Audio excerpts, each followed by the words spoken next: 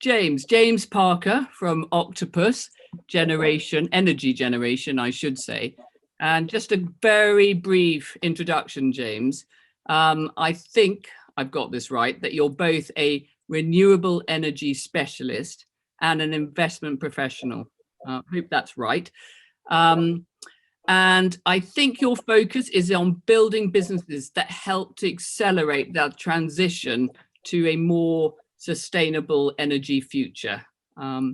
So with that in mind, James, perhaps you could just tell us a little bit about Octopus and what you do. Yeah, of course. Thanks for having me. So Octopus, it may have come across, it may have not, is a group of businesses, and it covers a few different sectors, but the area of the business I sit in is sort of the energy market focused piece. So we are a relatively new business, maybe 7 years old, but it was set up with the view to disrupt the energy market in the UK and ultimately further afield. So there's a couple of different aspects to what we do. Initially, we're sort of focused on kind of delivering supply to customers on an entirely renewable energy supply basis, and I guess really focusing on putting the customer in at the heart of what the business does and how it operates. But behind that is a kind of a much wider ambition and series of sort of smaller businesses within the wider group that are looking at sort of investing large sums of sort of investor capital into building new renewable energy plants around the UK, Europe and beyond, but also investing in setting up businesses that will help to, I guess, facilitate the transition away from fossil fuels and towards a completely sustainable system for energy globally. Okay, so I mean, you're in the hot topic of the moment, renewable energy, and I suppose like many others, my children are all little eco warriors, all talking about sustainability and turn off the lights, and I get a lot of instructions about what I should and shouldn't be doing. And I'm just thinking, when you started off, maybe it wasn't such a hot topic. It was just coming into fruition. But what made you interested in this sort of area of sustainability, renewable energy, and did it all start at school? Yeah, I suppose we were just sort of on the cusp of sustainability and the need to sort of shift to renewables becoming more mainstream in conversation and in topics at kind of school, university, and in the media when I was sort of studying. The interest for me, I guess, was sort of sparked at university. So I was studying business and economics, which kind of covered a broad range of fairly general sort of macro and micro subjects and sort of accounting and all of the kind of general business topics. But the sort of elective modules that I sought out at university were related to climate change and so sustainable or sort of alternative business practice, I suppose. So rather than just kind of learning and looking at how businesses currently operate and what you could go into, those modules were more focused on, okay, there is a global sort of need to change the way we do business and the way people live, and what are some of the sort of systems or structures that we can work on to create businesses that work in a different way or have an alternative objective to purely kind of making profit for shareholders. And I think that link with, for me, the natural world in preserving kind of the countryside that I grew up in and the mountains that I enjoyed going to on holidays and stuff was kind of a key link with kind of that ambition to go and work in investments or set up a business or something like that. So that was sort of the origin for me, and it's kind of grown from there, I guess. I noticed on your LinkedIn profile that you joined a couple of relevant societies at university. Did that have any impact later when you were trying to get into this industry, or was it just purely out of interest? Yeah, I think those things make a huge difference, actually, because it it gives you something to talk about or differentiate yourself beyond, this is what I've studied for the last 3 or 4 years, and this is the title of my degree. I think when you're going into the world of employment, and particularly business, I suppose a caveat that things are maybe changing now with how businesses intake graduates and new employees, but in general, and certainly my experience was that everyone applying for a job or speaking to someone about what the opportunities are is going to have a degree of sorts, and they're relatively sort of interchangeable between industries. But what will start to set you apart outside of sort of any internship or work experience that you've managed to get is, okay, what have you done in your spare time? What have you sort of pursued that you didn't need to, but chose to either explore an interest or try and sort of gain a skill that didn't come through the normal kind of university route. So things like the Entrepreneurship Society and some investment projects that I worked on at the business school in Exeter were helpful things to talk about in an interview. So you had the societies at university, and then I think when we spoke earlier, you said that you did these internships, which I suppose are very interesting to young people who are not even at that stage yet, but you are all encouraged to do internships. How difficult was it for you to get relevant internships, and what were the barriers and the pros and the cons of what you were doing in those terms? Yeah, sure. So I mean, I guess the things that aren't on LinkedIn or the CV are the kind of the work experience weeks that we did at school, where you go and get a bit of experience, in my case, to a construction business and a couple of other industries that were sort of vaguely related to something I thought I might like doing. So I think getting inside a business, if you want to go into business, and just seeing how things work and starting to get a feel for what life in or a career in that sort of area might look like are hugely helpful to help you sort of pivot between what options you might have in mind. And I guess the sort of more serious work experience happened after university. So took a sales job initially when I moved to London to sort of start paying the bills and have some independence, and that developed some skills that were or have been extremely helpful since. But it was very quickly apparent that was not what I wanted to do, and it didn't sort of speak to any of my kind of strong interests or ambitions. So that was something I walked away from, and fortunately found an internship in parallel to get into the world of renewable energy development. So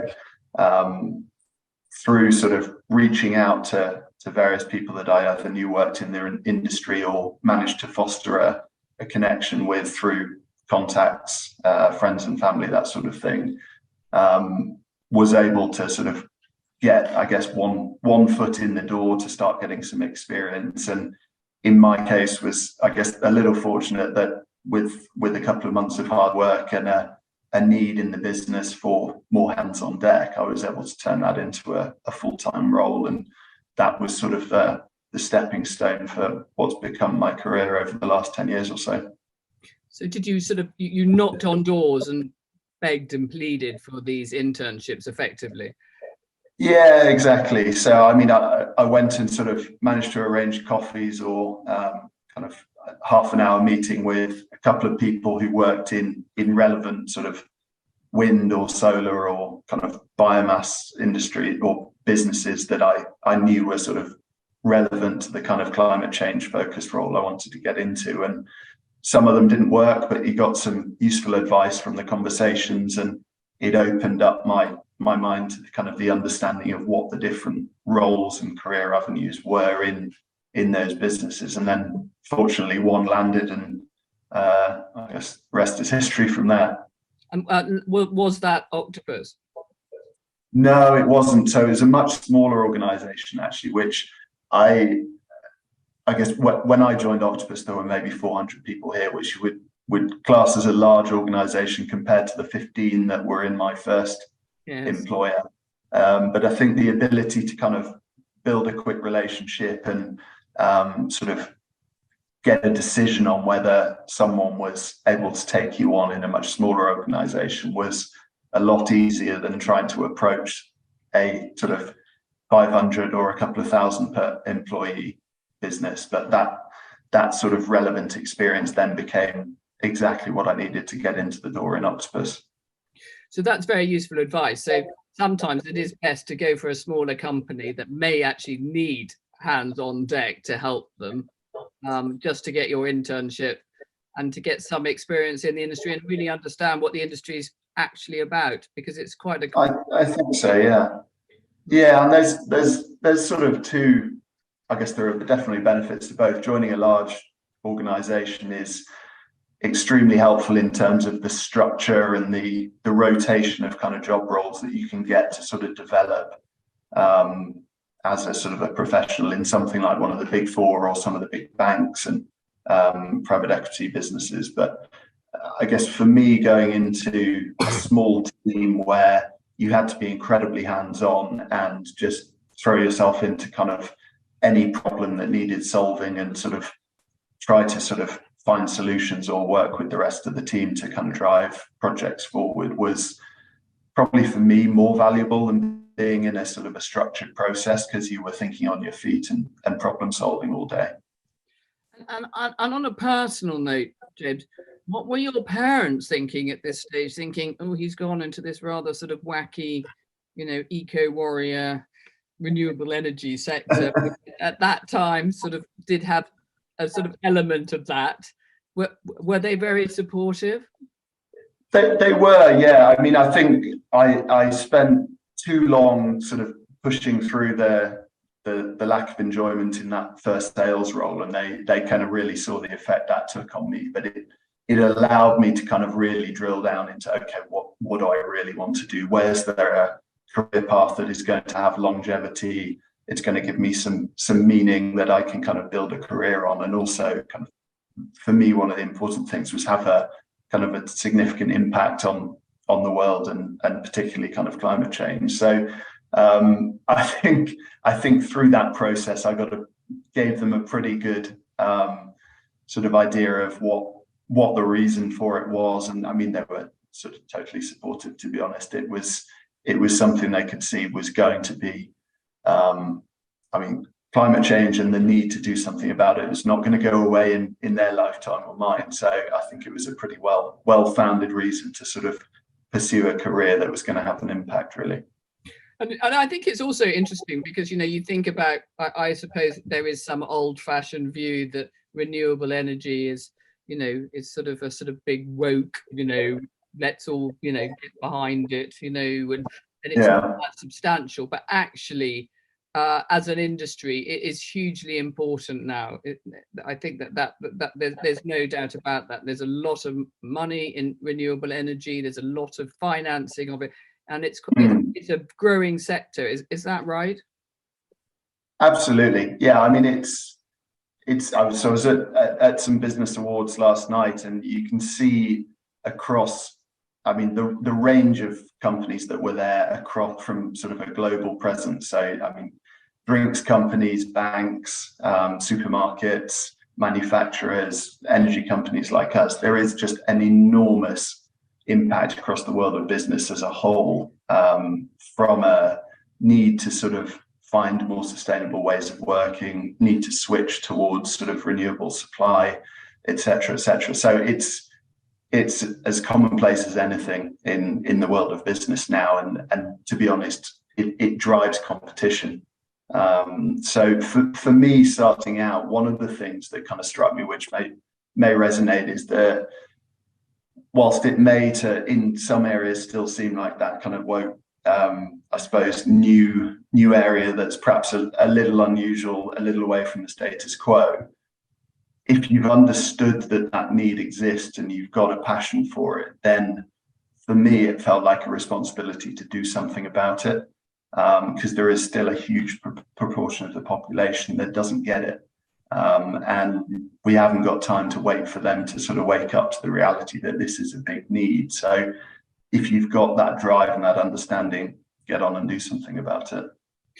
And so it's interesting that your sort of background was really in business, but then you could bring in almost your passion into the sort of business world. And I think that's quite a big lesson for sixth forms, etc., out there thinking about what they want to do. Because if you're not entirely sure, a good business degree gives you many options, and you can still get into these a career in something that really means something to you, but because every single career requires a business sense. Would you agree with that? I think so, yeah. I mean, I guess whatever your specialism or whatever your area of interest is, there is, within most organizations, there is a role of some sort that will kind of align with what you're trying to do, whether it's sort of something along the lines of what I do in investment, or kind of the legal department side of things. If you love speaking to people or social media, then communications, marketing, those sort of avenues.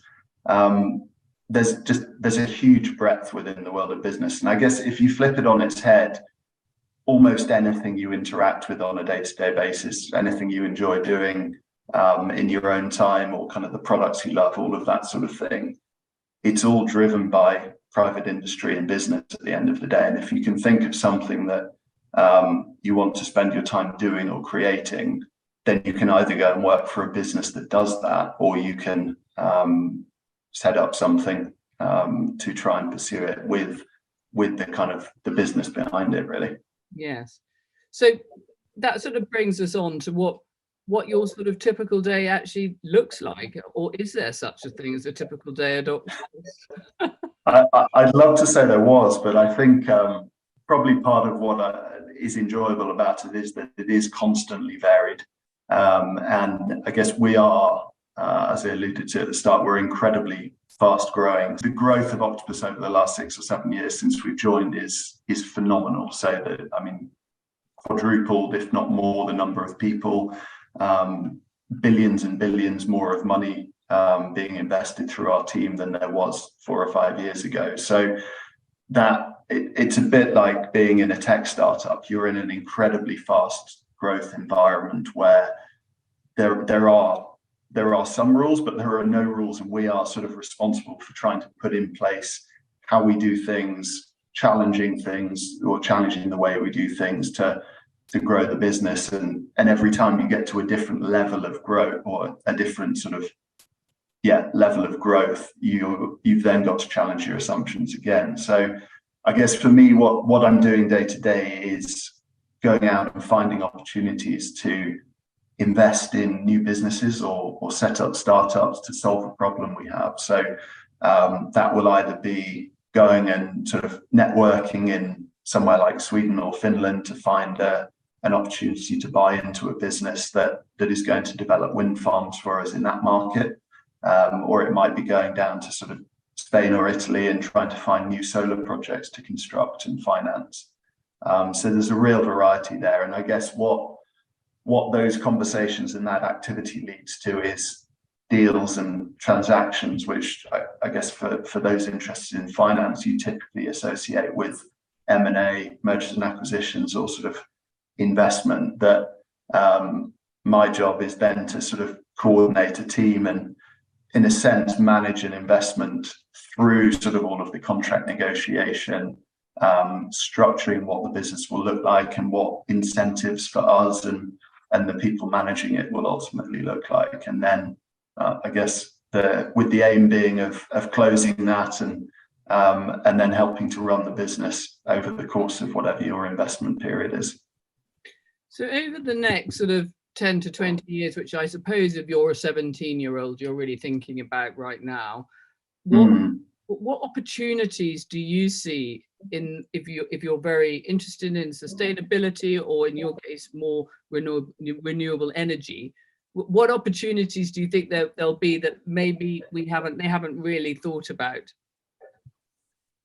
Yeah, it's an interesting one. I think the opportunity in the sort of the energy transition space in a very broad sense is huge, because we are, as I said, it is now much more mainstream in kind of the business world that there is kind of a transition happening, and everyone is getting on board with that. But there's still an enormous way to go. I mean, we've made strides in the UK, but we're still only at maybe 30 or 40% of the overall energy that everyone uses coming from renewable sources, and we need to get that to 100% as quickly as possible. And actually, the UK is a lot further ahead than other countries. And if you think about it on a global scale, and you're interested in travel, then the opportunity is even greater overseas, or in a business that's working overseas. So I think for me, there's a couple of different areas that you can think about in this sort of the sustainability space. One is helping existing businesses to improve their ways of working. So corporate sustainable responsibility is a big area for sort of the bigger, more established businesses. And then you've got, I guess, the energy system itself. So where is that generation of electricity that is being provided to houses and businesses coming from, which is kind of partly what I deal with. So where does the new clean generation come from, and how do we sort of accelerate how quickly that gets built? And then the other aspect is supply. So how do you actually get that electricity from the wind farm or the solar power that's generating it to the customers? And that can encompass a huge number of different things, which I guess is sort of technology focused if you're interested in kind of coding or building software. It could be sort of more aligned with kind of looking at regulation. So how do we reform the current kind of government policy and systems that are in place to move away from the old energy system to the new one, basically, which is by its nature going to need to be much more dynamic and flexible than it currently is. And to help with all of that, you need some pretty smart brains working on these problems from a government level and private business to sort of join the dots and actually push forward change. So it's a massive industry with a lot of different aspects to it. So there's many ways in, not just through financing it and building it, but absolutely. Yeah, well, it's very interesting. So if you're looking at, and I hope you don't mind me asking you this question, James, but when you're looking at your job, and I can hear the passion in your voice, and that is just so lovely, because to enjoy your job is I think hugely important, and to have a passion for it. But do you see what in terms of what you're trying to do, what are the cons? I suppose I wonder if there's a lot of opposition generally, or is that just a myth towards renewables? No, not a myth at all. I mean, I think it depends where you are and who you're talking to, but there is still generally a reasonable amount of opposition to constructing. I guess the main problem is the not wanting to have a new generator in your backyard, so to speak. So in terms of kind of what we're focused on getting new wind and solar built, that's a reasonably challenging issue. But I guess that's a general industry challenge, and perhaps thinking more about the personal challenges on that side of things. The kind of work I do involves very long-term projects. So you could be working on a deal that might take 9 or 10 months to negotiate to sort of buy a stake in a business or set something up.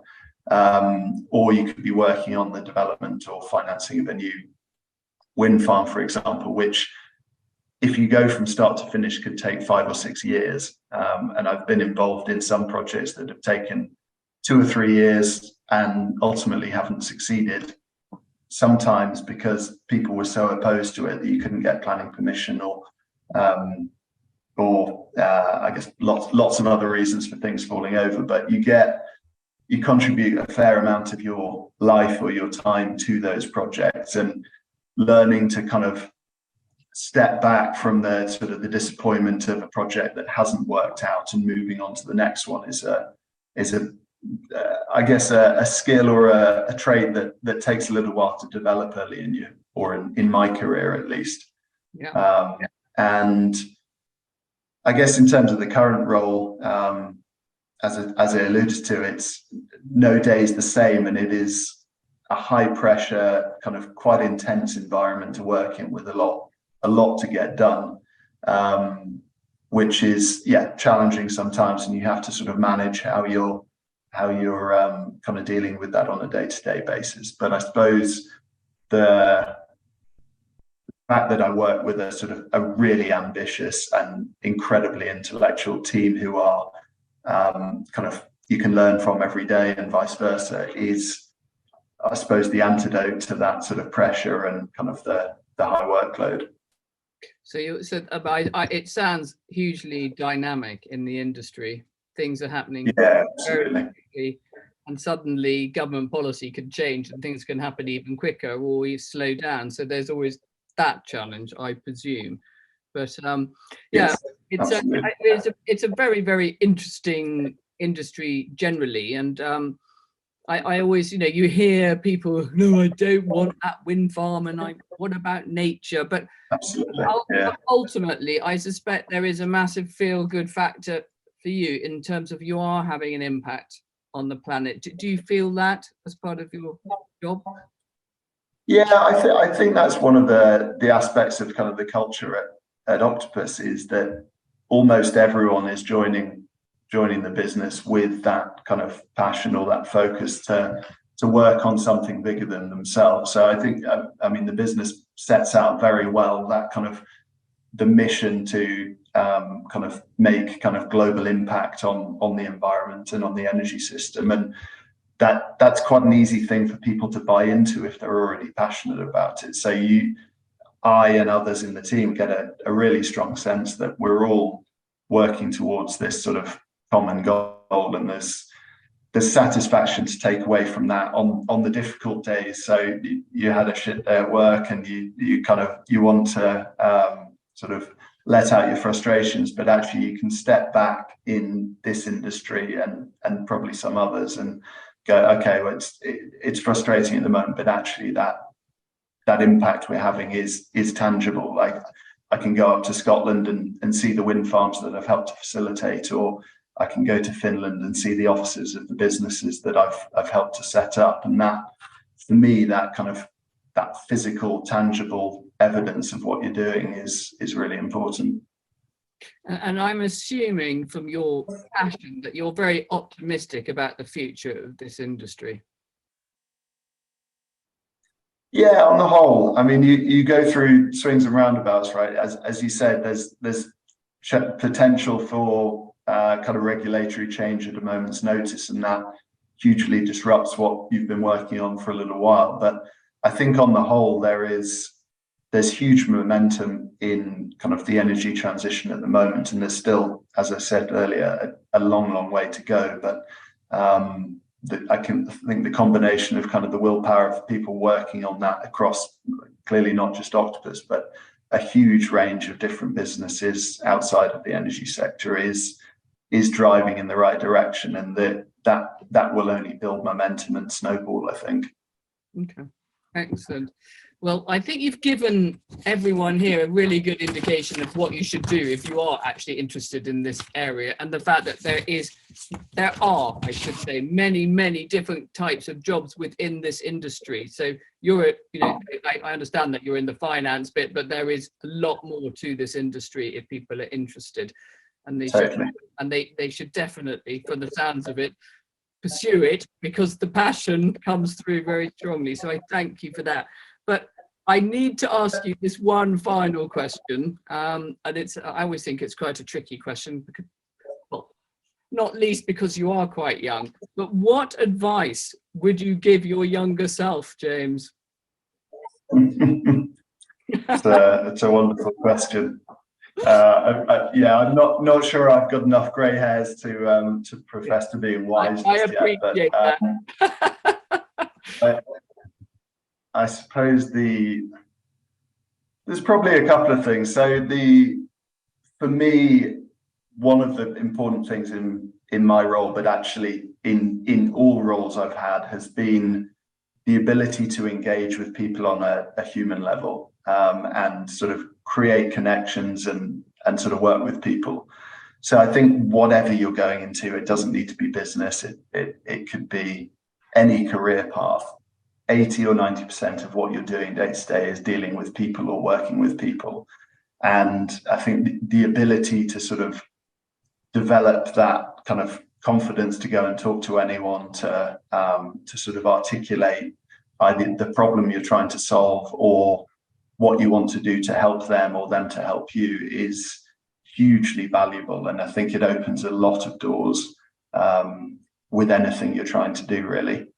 So that would be something I would suggest to focus on. And if there are situations at school or university where you can put yourself in an uncomfortable position, to develop that ability to just speak to people or to communicate is hugely important. And then the other piece of advice that I'll steal from our CEO is to make offers.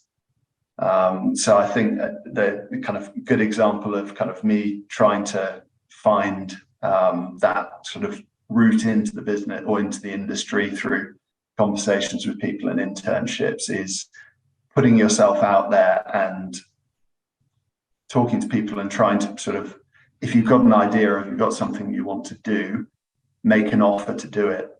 Try and find a person who's got a problem that you can solve and get a foot in the door.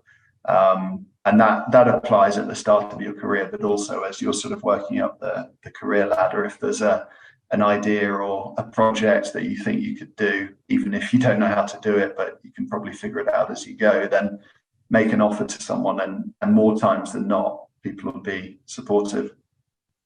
Fantastic. Well, that is great advice.